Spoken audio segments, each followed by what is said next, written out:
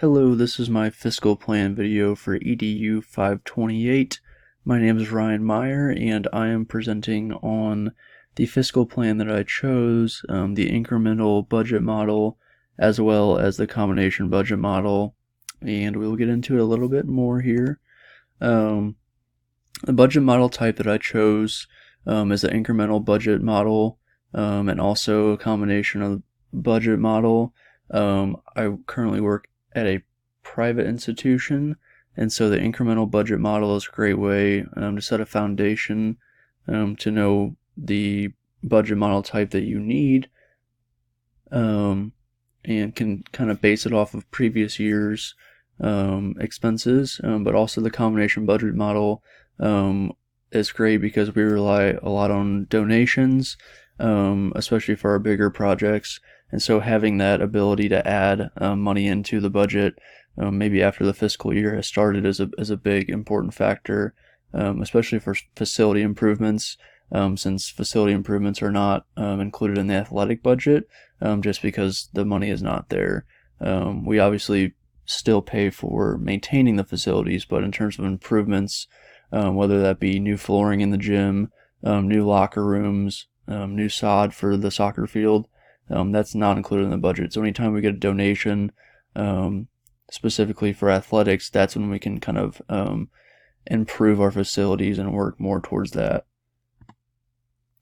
Like I said, the incremental budget model is based off of the previous fiscal year numbers. It's a great foundation, and really the first thing you have to do when creating a budget for the fiscal year is to evaluate the previous year's numbers.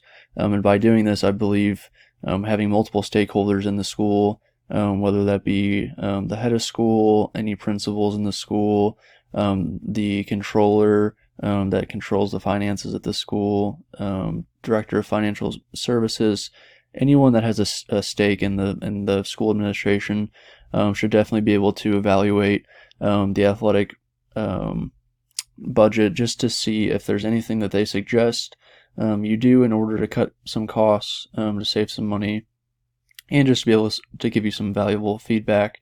But at the end of the day, the ultimate decision on the budget is going to come down to the AD and the head of school, just because they have the biggest influence on the athletics program, and ultimately will make those tough decisions. The combination budget model that I mentioned a little bit about, this would allow for alumni and the current stakeholders of the school, so mainly parents, grandparents, relatives of those that attend the school, to make donations to play a role in facility improvements. This is important because, like I said, facility improvements are not allocated in the budget for the athletics program, just because the money is not there. There's only the maintenance side of facilities, and so anytime there's donations made to the athletic program, whether they're specific for something or just a general donation, you can then move those and add those to the ledger, which is nice, to have a little more wiggle room in the budget to improve, whether that be ordering new equipment, new basketballs, new baseballs, new baseball equipment, whatever it might be. Adds a little padding room to that. And next is the specific sport expectations. So as the athletic budget comes together and you allocate funds to each specific coach, the coaches should expect to meet the budget restrictions, so they should definitely not go over the budget, or ideally spend less than what is allotted to them.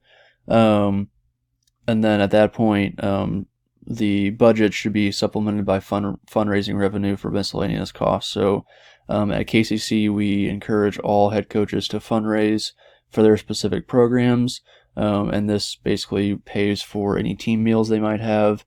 It also pays for their end of the year banquet, any awards that they want to come up with and give out. Basically gives them kind of miscellaneous spending money that's not in the budget, which is really nice to have. We don't require coaches to fundraise. However, it's highly encouraged because there are those expenses, equipment wise, that are small, and team meals, and small uniforms and things that are not covered by the athletic budget. And so these are a good way, fundraising is a good way to cover those costs. Advertising and sponsorship space. So advertising in the gym space and soccer fence space should be marketed to local businesses. So right now there are currently a lot of businesses that advertise their businesses in the gym and as well as on the soccer fence around the soccer field. And we also have some sponsorship deals, which is a great way to add revenue to athletic budget. And it really creates a good partnership between local businesses in the community and the school, which is great.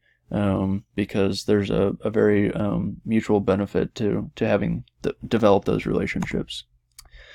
And lastly, the incremental budget, the budget for work for the department. The budget should be something that's easy to understand, easy to evaluate, and see, basically what was spent the year prior. Is there anything that we're adding program-wise that's going to, make the budget have to be increased? Is there any way to cut out parts of the budget? And it really just gives you a good idea of exactly what was spent in the previous fiscal year and how to plan for the next one.